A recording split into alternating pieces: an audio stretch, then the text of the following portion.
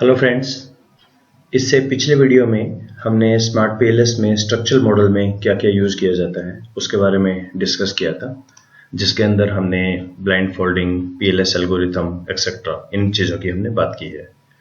तो अभी नवंबर 2019 में एक नया पेपर आया है। ये professor Marko, professor Hair, Ringle and others, Shmueli, ये है predictive model assessment in PLS. और ये पीएलएस प्रिडिक्ट के बारे में इन्होंने डिटेल में लिखा है, गाइडलाइंस क्या क्या होना चाहिए, कैसे यूज करते हैं। तो ये European journal of marketing, A star journal है, उसके अंदर पब्लिश हुआ अभी।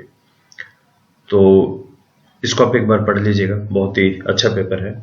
इसी के बारे में मैंने आज का प्रेजेंटेशन अपना बनाया है कि हम क्या क्या इसमें देखते हैं और कैसे काम करते हैं। तो शुरू करते हैं। सबसे पहले जब पीएलएस प्रिडिक्ट की हम बात करें तो पहले तो हमें ये देखना है कि मेजरमेंट मॉडल यहाँ पे पूरा हो चुका है। तो इसके हम स्ट्रक्चरल मॉडल की बात कर रहे हैं और मेजरमेंट मॉडल हो चुका होगा यहाँ तक।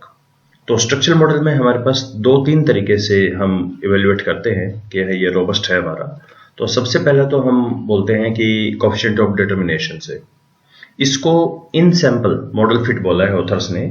उनका ये कहना है कि आपका डीवी गिवन है, आईडीवी गिवन है, उसी के अंदर आप काम कर रहे हैं। तो इसकी लिमिटेशन ये है कि वैसे तो ये एक्सप्लेनेटरी पावर्स को तो बताता है, लेकिन ये out of the sample predictive power को नहीं बताता। और अब जितने भी नई टेक्निक्स आ रही हैं, थ्योरी सारी ये बोलती है कि आप प्रिडिक्टिव पावर को भी देखें। ये मशीन लर्निंग टाइप का है कि एक ट्रेनिंग सैंपल होता है, एक होल्ड आउट सैंपल होता है, उस पर काम करें। तो आर स्क्वायर तो वो नहीं करता है काम। तो उसके लिए हमने थोड़ा सा देखा आउट ऑफ सैंपल का। एक तो हमने यूज किया ब्लाइंड फोल्डिंग। तो ब्लाइंड फोल्डिंग में ये तो सही है कि एवरी kth आइटम को हम मिस करके उसको भर के देखते हैं, पर ये भी वो ट्रेनिंग और hand out hold out sample वाला कंसेप्ट नहीं है ब्लाइंड फोल्डिंग का। यानी क्यू स्क्वायर जो आता है ये एक अलग तरह की चीज है। तो इसलिए इसमें इनकॉर्पोरेट किया गया पीएलएस प्रिडिक्ट। ये एग्जैक्टली इस पे काम करता है कि एक ट्रेनिंग सैंपल होगा, एक हमारा होल्ड आउट सैंपल होगा। ट्रेनिंग यानी होल्ड आउट सैंपल जो होगा उसको हम अपने डाटा से गायब कर देंगे और जो बाकी बचा डाटा है उससे डाटा को ट्रेन करेंगे और प्रिडिक्ट करेंगे कि बाकी क्या होगा और फिर कंपेयर करेंगे। इस पे पीएलएस प्रिडिक्ट हमारा काम करता है। तो पीएलएस प्रिडिक्ट पे आने से पहले एक बार क्विक रिवीजन। मेजरमेंट मॉडल अगर रिफ्लेक्टिव है तो रिलायबिलिटी, वैलिडिटी, जिसके अंदर हमारे आते हैं convergent validity, discriminant validity. Convergent में AVE, CR ये आते हैं। डिस्क्रिमिनेंट में हमारा STMT, फॉर्मल लेकर क्राइटेरिया एक्सेट्रा। रिलायबिलिटी में क्रोनबर्ग अल्फा था, उसके बाद रो ये यूज करते हैं। और अगर अपने पास फॉर्मेटिव मॉडल हो तो कन्वर्जेंट वैलिडिटी, कोलिनियरिटी और significance and relevance of indicator weight, ये सारे हम देखते हैं कि हमारा होना चाहिए ये। तो अब हम शुरू करते हैं पीएलएस प्रिडिक्ट। तो इसमें तीन बातें हैं मेन जो हमें देखनी है। सबसे पहला क्वेश्चन आता है नंबर ऑफ फोल्ड्स कितने लेने हैं। सेकंड आता है नंबर ऑफ रिपीटेशंस और थर्ड आता है कि एप्रोप्रिएट स्टैटिस्टिक्स कौन सी है इसमें। यहां हमारे पास तीन तरह की रहती है, mean absolute error, mean absolute percentage error और रूट मीन स्क्वायर एरर। ये तीन तरह के। एरर मतलब कोई गलती नहीं है, एरर का मतलब है रेजिडुअल, मतलब एक एक्चुअल डाटा है, एक मैं प्रिडिक्शन करूंगा, तो जितना एरर छोटा होगा उतना बढ़िया। तो मीन एब्सोल्यूट तो सिंपल x माइनस एक्स बार और उसका मीन निकाल दो। और रूट स्क्वायर मीन याद है आपको वो RMSE वाला फार्मूला कि हम क्या करते हैं, x माइनस एक्स बार का होल स्क्वायर करो, उसको n से डिवाइड करके अंडर रूट कर दीजिए। तीसरा मीन एब्सोल्यूट परसेंटेज एरर। यहां पे हम ये जो मीन एब्सोल्यूट एरर निकालते थे डिवाइडेड बाय ओरिजिनल डाटा, ऐसे करते हैं। तो सेकंड वाला ये परसेंटेज टर्म्स में आता है। इसके खैर अपने इश्यूज हैं थोड़े, आइए एक एक करके बात करते हैं तीनों पे। सबसे पहले number of fold. Number of fold का मतलब है कि आप कितने डाटा पे ट्रेनिंग देना चाहते हैं और कितने डाटा के साथ होल्ड आउट रखना चाह रहे हैं। तो जैसे अगर मैं कहूं कि एक नंबर हमें देना होगा कि अगर मैं कहूं कि 10 जो कि पीएलएस स्मार्ट पीएलएस सॉफ्टवेयर में डिफॉल्ट वैल्यू है, तो इसका मतलब है मेरा डाटा 10 पार्ट्स में डिवाइड कर दिया जाएगा। तो अगर मेरा डाटा 200 का है तो 20 पार्ट्स के 10 अलग अलग पार्ट्स बना दिए जाएंगे, 20 ईच के। तो इसमें K-1 पे तो ट्रेनिंग दी जाएगी और लास्ट वाले पे चेक किया जाएगा। तो 9 पार्ट्स पे तो हम ट्रेनिंग देंगे और 10वें पार्ट के ऊपर हम चेक करेंगे। तो K-1 हमारा रहता है ट्रेनिंग पार्ट और ये रहता है हमारा होल्ड आउट सैंपल। तो इसमें अब पॉइंट ये आता है जो हमें देखना है, जो आपको खास तौर पे देखना है कि जो N-K जब आप करें तो वो अप्रोप्रिएट होना चाहिए। यानी एक तरह से ये रिवर्स इंजीनियरिंग करनी है। आपने ये देखना है कि अगर मुझे N-K के ऊपर काम करना है तो वो इतना हो जिसके ऊपर आपका मॉडल रन हो सके। तो यहाँ पे आपको वो देखने पड़ेंगे कि मेरे कितने इनकमिंग आउटगोइंग एरो हैं, वन साइडेड एरो कितने हैं मेरे मॉडल में, अल्फा कितना चाहिए, आपको बीटा कितना चाहिए। और हमारे पास एक सॉफ्टवेयर है जी पावर, इसकी मैंने एक अलग से प्लेलिस्ट बनाई है। जी पावर से जाके हम सैंपल साइज निकाल सकते हैं। तो इसको एक एग्जांपल से हम देख लेते हैं। और इनका ये भी कहना है डेवलपर का, अगर आपका सैंपल छोटा है ना तो आप के को इंक्रीज कर दीजिए। आइए समझते हैं इसका मीनिंग क्या है।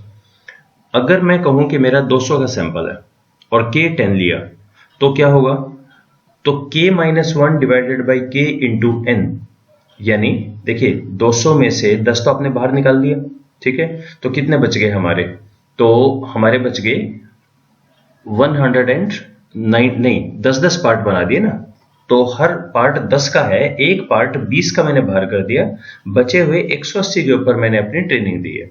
तो इसको हम इस फॉर्मूले से लिख सकते हैं K-1, ये 1 है, L नहीं है ये, K-1 divided by K into N।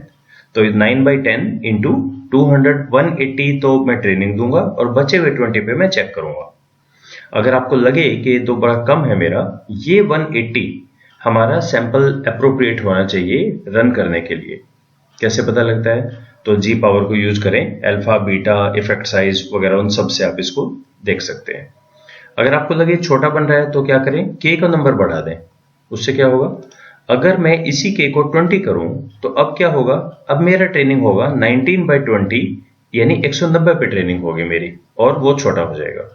तो आप ये देख रहे हैं K-1/K जब भी आप करेंगे, अगर 10 है तो 9/10, अगर ये 15 है तो 14/15, अगर आप ये 20 रखेंगे तो 19/20, 30 रखेंगे तो 29/30, यानी ये हमेशा नंबर बढ़ता जाएगा। तो अगर आपके पास n छोटा हो तो आपको k को बढ़ा देना है। कैसे पता लगेगा छोटा है कि बड़ा, आप जी पावर सॉफ्टवेयर को यूज करके alpha beta effect size in सब से देखेंगे कि जो ट्रेनिंग का जो बचता है ये अप्रोप्रिएट होना चाहिए जिसपे आपका मॉडल रन हो सके, राइट। सेकंड आता है number of repetition. Number of repetition जितने ज्यादा हो उतना अच्छा है, तो ज्यादा अच्छे रिजल्ट आएंगे। पर बहुत ज्यादा करने से फिर क्या होता है, आपके रिजल्ट बहुत देर बाद आते हैं, सॉफ्टवेयर लगा रहता है। तो बाय डिफॉल्ट डेवलपर्स का कहना है कि वो भी 10 रखेंगे हम, ठीक है। थर्ड आता है हमारे ये 3 एरर। तो इसमें सबसे पहले तो ये देखिए, जो एब्सोल्यूट परसेंटेज है ना, इसमें कई सारे इश्यूज हैं। एक इशू तो उन्होंने ये बताया कि अगर आपकी वैल्यू 0 हो और आप एक्चुअल वैल्यू से डिवाइड करते हैं तो ये अनडिफाइंड हो जाएगा, और भी इसमें प्रॉब्लम्स है। तो अब हमारे पास 2 रह गए, MEA या रूट मीन स्क्वायर, कौन सा कब यूज करें।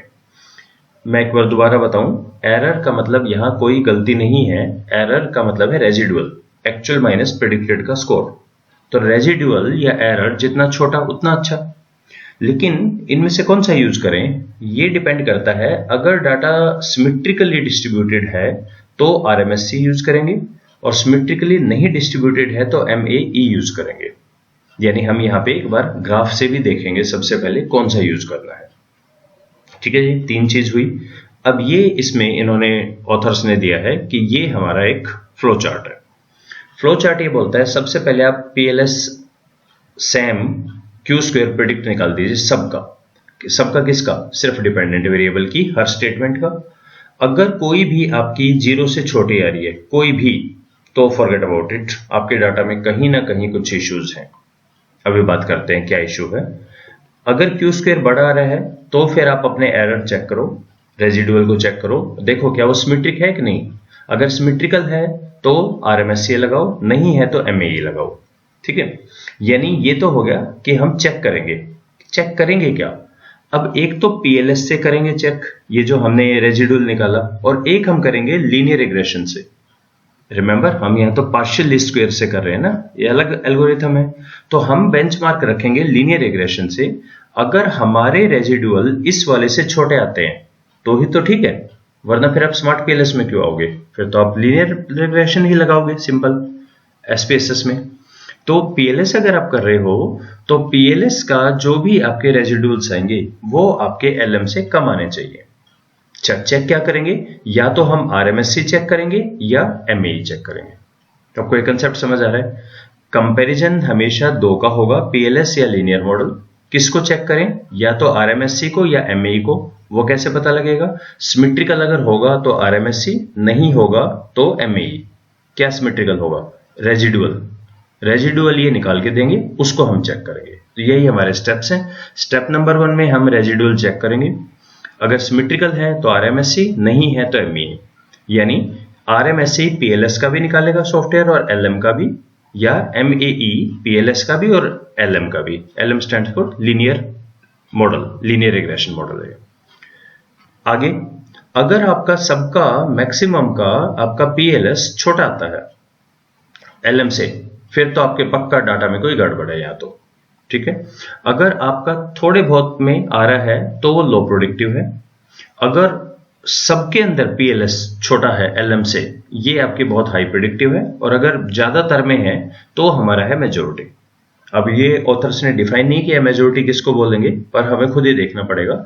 अगर इक्का दुक्का में है, 2-3 में कम है, तो उसको लो प्रोडिक्टिव बोलेंगे। किस कम क्या? हर स्टेटमेंट को चेक करेंगे, नंबर ऑफ स्टेटमेंट परसेंटेज आप देख लीजिए। अगर वो कम है, माइनॉरिटी में बोलें तो लो, अगर सारे के सारे हैं तो हाई, सारे के सारे स्टेटमेंट्स का पीएलएस एलएम से कम हो तो हाई, और अगर मेजोरिटी का है तो उसको बोलेंगे मीडियम। अगर सारे ही कम हो गए, बिल्कुल ही किसी भी कंस्ट्रक्ट का नहीं है, तो उस केस में हम बोलेंगे नहीं होगा। अच्छा, नहीं के केस को पहले डिस्कस करते हैं। लो प्रेडिक्टिव पावर या नो प्रेडिक्टिव पावर क्यों होती है? 2 कारण से। पहला तो डाटा के अंदर इशू है, और उसमें भी खास तौर पे वो चीजें जो आप सिंगल आइटम पे लेते हैं उसको खास तौर पे ध्यान देना है, वहां ज्यादा इश्यूज आते हैं। और दूसरा है मेजरमेंट मॉडल के अंदर आपके इश्यूज है। अब यहाँ कई तरह के केस बनते हैं। ऐसा पॉसिबल है एक डाटा की कन्वर्जेंट, डिस्क्रिमिनेंट, वैलिडिटी सब सही हो, प्रेडिक्टिव पावर कम हो, या वाइस वर्सा भी हो सकता है। तो ये आपको देखना पड़ेगा। अब एक बार देख लेते हैं इसको हम करेंगे कैसे। तो सबसे पहले क्लिक करें कैलकुलेट पे, यहाँ पीएलएस प्रिडिक्ट मिलता है। जब आप इसको रन करेंगे तो बेसिकली ये हमारे पास रिजल्ट आएगी, और ये आपको एक बार ध्यान से देखना है। इसमें सब कुछ इसी के अंदर आ गया। यही है हमारे फाइनल रिजल्ट और हिस्टोग्राम। क्या क्या देखना है इसमें और इनके मीनिंग क्या है। अब आप ये देखिए कि जो पीएलएस प्रिडिक्ट है ना, इसके 2 बेसिक काम है। पहला तो ये बता रहा है कि डिपेंडेंट वेरिएबल कैसा प्रिडिक्ट हो रहा है इंडिपेंडेंट से, यानी एक तो उसी मॉडल की बात कर रहा है जो भी आपका डिफॉल्ट मॉडल है। एट द सेम टाइम इसको आप यूज कर सकते हैं as an indicator for checking between the 2 models. अगर आपके पास एक और मॉडल है, जैसे रिमेंबर एमओस में हम सीमिन बाय डीएफ से चेक करते थे, इंप्रूवमेंट है क्या, वो इंप्रूवमेंट आप पीएलएस प्रिडिक्ट से चेक कर सकते हैं। तो 2 अलग अलग पर्पज हैं इसके। तो जो पहला है ये, पहले तो ये एमवी एलवी इनके नाम क्या है? ओके, एमवी का मतलब है मैनिफेस्ट वेरिएबल, एलवी का मतलब है लेटेंट वेरिएबल। जहां पीएलएस लिखा हो ये पार्शियल लीस्ट स्क्वायर है ये रहा, और एलएम लिखा होगा ये लीनियर रिग्रेशन मॉडल है। ओके, क्या क्या पर्पज है इनके? जो पहले वाला है एमवी मैनिफेस्ट वेरिएबल, ये यूज किया जाएगा फॉर कंपेयरिंग द पीएलएस और LM values of all the items. जिसमें सारी हमें मिलेगी। ये है बेसिकली जो हमें रिपोर्ट करना होता है पेपर में। पर ये कैसे पता कि इसको रिपोर्ट किसको रिपोर्ट करेंगे? इसकी हम पीएलएस की वैल्यू और इसमें से आरएमएससी की करेंगे या दूसरी? ये तो सारी दे देगा ना, किसको रिपोर्ट करें? उसके लिए हमें जाना पड़ेगा नीचे। ओके, तो ये एलवी का क्या पर्पज है? जो एलवी है लेटेंट वेरिएबल, ये काम आएगा हमारा जब डिफरेंट मॉडल्स को कंपेयर करेंगे। यानी रिपोर्ट तो हमें एमवी करना है या एलवी करना है, लेकिन इनमें से कौन सी वैल्यू पढ़े? हमने आरएमएससी की वैल्यू उठानी है या हमने दूसरी एमईए की वैल्यू उठानी है? वो हमें पता लगेगा इनसे। एमवी प्रेडिक्शन में 4 चीज आएगा यहां पर। एक तो हमारा पीएलएस, फिर उसका एरर, फिर एलएम का और एलएम का एरर। इसमें 4 चीज आएंगी। उनके ग्राफिकल यहां आएंगे हिस्टोग्राम्स में। इसी तरह से LV का जो प्रिडिक्शन है उसका ग्राफ यहां आएगा। अब ये जो एरर है ना रेजिडुअल और ये इसका रेजिडुअल, ये बहुत इंपॉर्टेंट है और एक्चुअली ये फर्स्ट स्टेप है हमारे। इनकी नॉर्मेलिटी चेक करेंगे हम। तो अब हमारे स्टेप्स आप एक बार नोट करें। सबसे पहले मैं इसको देखूंगा MV को, ठीक है। दो अलग अलग पर्पज हैं। पहला पर्पज है मैं ये चेक कर रहा हूं मेरा जो एग्जिस्टिंग मॉडल है उसका डिपेंडेंट वेरिएबल इंडिपेंडेंट वेरिएबल से उसकी प्रिडिक्टिव पावर कैसी है।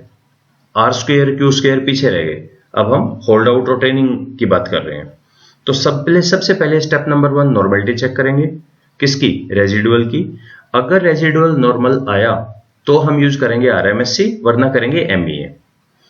फिर आगे स्टेप नंबर 2 में हम यहां चले जाएंगे, यहां हम चेक करेंगे किसके, एक तो PLS का RMSE और LM का RMSE, या फिर हम काम करेंगे PLS का MEA और LM का MEA, ये चेक करेंगे।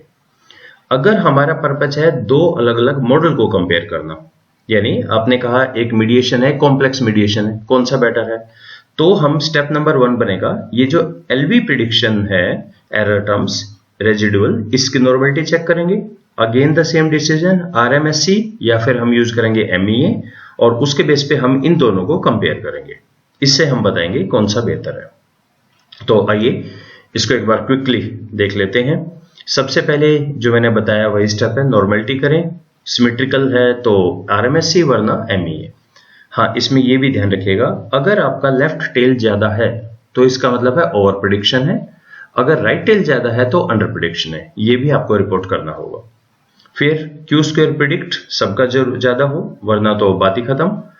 सेकंड, या तो RMSE को चेक करें दो में, या ME को चेक करें, दोनों में से कोई एक ही करेंगे और इनके बेस पे हम लो मीडियम हाई को बताएंगे। अगर हम मॉडल को चेक करें तो सेम तरीका, पहले रेजिडुअल की नॉर्मलिटी, फिर उसके बाद RMSE MEA करेंगे और फिर हम उन दोनों को कंपैरिजन करके बताएंगे कि कौन से डिपेंडेंट वेरिएबल बेहतर प्रिडिक्ट हो रहा है अलग अलग मॉडल्स के अंदर। सो इसको अब हम एक बारी करके देख लेते हैं क्विकली। तो ये मेरे पास फाइल है जिसका नाम है डेमो। 4 वेरिएबल हैं, चारों रिफ्लेक्टिव हैं, तो इनको मैं बंद कर लेता हूं। Satisfaction, loyalty, behaviour intention. एक बार क्विकली नजर मारिए और बताइए मुझे कितने डिपेंडेंट वेरिएबल हैं यहाँ पे। 3, लॉयल्टी जिसमें दोनों हैं, बिहेवियर इंटेंशन और सेटिस्फैक्शन, ये दोनों है, ठीक है। एक होता तो ज्यादा अच्छा होता शुरू के लिए, but let's start. PLS predict और 10-10 बेसिक पे ही काम कर रहे हैं। मेरा सैंपल है यहाँ पे 100 का, तो 90 पे ट्रेन करेगा और 10 के ऊपर देगा। ये थोड़ा सा इशू है, मुझे एक बार दोबारा चेक करना चाहिए G पावर से, क्या 10 का, खैर ये डेमो फाइल है। और 100 का रखने का पर्पज ये है कि जिनके पास स्टूडेंट लाइसेंस है वो 100 तक ही काम कर पाते हैं, तो वो भी एक बार चला के देख लें। रियल पे आपका ऑब्वियसली सैंपल लार्ज होना चाहिए आपके पास। PLS प्रेडिक्ट स्टार्ट, ये बहुत क्विकली रिजल्ट दे देता है निकाल के। ये रिजल्ट आ गए। सबसे पहले हमें जाना है MV प्रेडिक्शन पे। हर एक का ये इसने टोटल हमें दे दिया है कि ये हमारी हैं सारी की सारी एरर टर्म्स। देखो यहां एरर लिखा है, ये प्रिडिक्शन है, यानी ये हमने फोरकास्ट किया, ये एरर। क्या फोरकास्ट किया, जो केस नंबर था ना 66, 90 ऐसे 10 हमने उठाए, उनको गायब कर दिया, बाकी 90 से उसकी वैल्यू को प्रिडिक्ट किया और फिर एक्चुअल वैल्यू देखी। तो ये तो मेरा प्रिडिक्शन था और एक्चुअल और प्रिडिक्शन में जो गैप आया वो इतने का गैप आया। इसी तरह लीनियर मॉडल से चेक किया और उसका जो एरर टर्म है रेजिडुअल है वो ये आया। ये जो है हमारा PLS प्रिडिक्शन, इसका चार्ट हिस्टोग्राम यहां बन गया। तो देखिए हर एक का अलग अलग बन गया ना, बिहेवियरल इंटेंशन 1 2 3, लॉयल्टी 1 2 3 सबका बन गया। और यहीं पे जो हमारा ये गिवन है LM लीनियर मॉडल से जो हमने रन किया, ये बिहेवियरल इंटेंशन, ये सारी स्टेटमेंट्स हैं, उनका चार्ट ये बन गया। इनकी नॉर्मलिटी हमें चेक करनी है। इसी तरह लेटेंट वेरिएबल जिसके अंदर 3 ही हैं डिपेंडेंट, तो तीनों यहां आ गए और इनका चार्ट यहां बन गया। 0 देखिए कहां है, क्या ये दिख रहा है आपको, नॉर्मल या सिमेट्रिकल दिख रहा है क्या, ये चेक करेंगे हम। और रिपोर्ट हमें ये 2 चीज करनी होती है। ये वाली वैल्यू जाएंगी जब हम मॉडल्स को कंपेयर करेंगे, और ये वाली जाएंगी जब हम पहले डिफॉल्ट मॉडल में चेक करेंगे कि प्रिडिक्शन हमारी कैसी है, प्रिडिक्ट कैसा कर पा रहा है। कैसे करें सबसे पहले तो आप यहां से शुरू कर लीजिए और एक एक को चेक करें। जीरो देखिए कहाँ है, यहाँ जीरो। क्या ये सिमेट्रिकल दिख रहा है आपको? मैं नॉर्मल नहीं बोल रहा हूं, मैं सिमेट्रिकल बोल रहा हूं। यहाँ पे देखिएगा, ओके यहाँ पे जीरो कहाँ है? इधर नहीं, ये तो लेफ्ट टेल बहुत ज्यादा है। ओके इसमें जीरो है यहाँ पे, ये भी लेफ्ट टेल बहुत ज्यादा है और एक साइड यहाँ काफी ज्यादा है। सिमेट्रिकल लग नहीं रहे हैं। ऑथर्स ने कहा एक और भी तरीका है। तरीका ये है, आप इन सबको कॉपी करो और इनको ले जाइए एक्सेल में, या फिर इसको आप ले चलिए SPSS में। SPSS में मुझे तो बिहेवियरल इंटेंशन की ही चेक कर लेता हूँ एक बारी अभी एज ऑफ नाउ। और SPSS के अंदर मैं इनका चेक कर लेता हूँ नॉर्मलिटी। हालांकि मैं दोबारा बता रहा हूँ कि बेसिक तो उन्होंने कहा हुआ है कि आपको चेक करना है सिमेट्रिकल, लेकिन फिर भी अगर आपको लगे नॉर्मलिटी सो प्लीज ये 3 आप कर लीजिएगा डेसिमल प्लेस। ये सारे 0 नहीं है, 3 डेसिमल प्लेस तक है। So let's go to explore, select all, और हमें सिर्फ प्लॉट चाहिए और प्लॉट के अंदर नॉर्मलिटी प्लॉट, बाकी कुछ नहीं चाहिए। क्या ये नॉर्मलिटी है? अगर नॉर्मलिटी है बहुत बढ़िया, RMSC पे लगाएंगे, नहीं तो MEE लगाएंगे। ठीक है, so it will take a minute. Test of normality, सबकी P वैल्यू हमारी 0.05 से कम है, नहीं है जी, किसी में भी नॉर्मलिटी या सिमेट्रिकल नहीं है। सो ये भी आप कोलगोमरो-शिमोलोव यूज कर सकते हैं। ऑथर्स ने अपने पेपर में इसको यूज किया है। ये स्टैटिस्टिक्स और सिग्निफिकेंस वैल्यू देके बाय डिफॉल्ट नल हाइपोथेसिस होती है, data normal distributed. P value अगर लेस देन 0.05 हो तो नल, रिजेक्टेड नहीं है ये। चलिए नहीं है तो हमारा टेक होम हुआ कि ओके इस केस में हम क्या करेंगे, हम यूज करेंगे MEA को। तो अब मैं आ जाता हूं, पहला काम खत्म, चेक हो गया। अब मैं आता हूं इस पे PLS और LM। ठीक है, ये दोनों आ गए यहाँ पे, और ये PLS प्रेडिक्टिव वगैरह है, इसकी कोई दिक्कत नहीं। कॉपी PLS को नेक्स्ट शीट पे ले चलता हूं मैं, ये हो गई, और LM इसको भी कॉपी किया, पेस्ट। ओके अब क्या रखना है मुझे? RMSC मुझे नहीं देखना, MAP नहीं देखना, ये भी नहीं देखना, मैप नहीं देखना, तो मुझे देखने हैं सिर्फ MEA। पहला वाला MEA है मेरा PLS का, और नेक्स्ट वाला MEA है मेरा ML का। ठीक है, और इसका क्यूब प्रिडिक्ट भी सिर्फ PLS का ही देखें, ML का आप छोड़ सकते हैं, PLS का देखना है। ओके क्या देखते हैं इसमें? हम देखते हैं इनका difference. So let's compute difference is equal to this value minus this value. Remember हम क्या बात कर रहे हैं? हम बात कर रहे हैं डिफरेंस की। डिफरेंस PLS में जितना कम होगा वो अच्छा होगा ना। जिसका डिफरेंस देखो, इसका रेजिडुअल इतना, इसका रेजिडुअल 0.94, PLS अच्छा है ना, तो इसका मतलब अगर नेगेटिव वैल्यू आती है दैट्स ए ग्रेट थिंग। तो एक तो हमारी 0 आ गई वैल्यू, और एक वैल्यू हमारी पॉजिटिव आ गई। तो इसमें क्या कंक्लूड करें हम? अगर हमारे सारे के सारे, पहले तो क्यू स्क्वायर को देखो, स्टेप नंबर 1, क्या क्यू स्क्वायर हमारा कुछ ऐसा है क्या कि 0 से कम है क्या? तो एक सेटिस्फेक्शन पे लग रहा है, ये एक बार मुझे दोबारा देखना चाहिए। क्यू स्क्वायर प्रिडिक्ट हमारा सबका 0 से ज्यादा आना चाहिए। एक बार चेक कर लें ये चीज, ये मैंने यहाँ पे आपको इसमें बताया था। इनका ये कहना है क्या हमारा फॉर ऑल द इंडिकेटर्स, नहीं ऑल तो नहीं है, मतलब एक का है क्यू स्क्वायर, अदरवाइज तो नहीं है, एक का ही था हमारा। तो फिर भी नो हार्म, सेटिस्फेक्शन को एक बार दोबारा चेक कर लें इसमें क्या चल रहा है, या सैंपल को बढ़ा लें, अभी तो 100 का है ना सैंपल।